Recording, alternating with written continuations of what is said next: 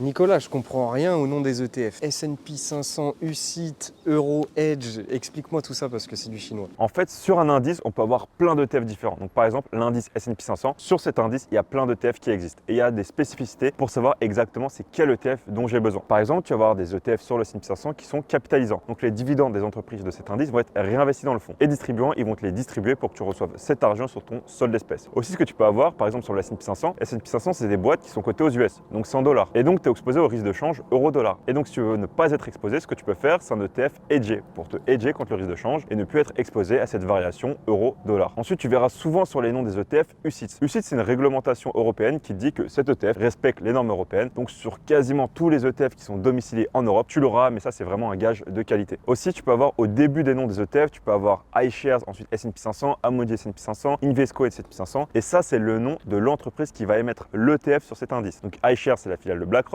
Amundi, c'est français, Invesco, c'est une autre boîte. Donc, bref, ça va être le nom de l'émetteur qui va créer cet ETF sur cet indice. Et bref, tu as plein de petites variables qui vont affiner ton choix d'ETF, qui vont faire qu'à la fin, cet ETF ou celui-ci, c'est vraiment celui dont tu as besoin.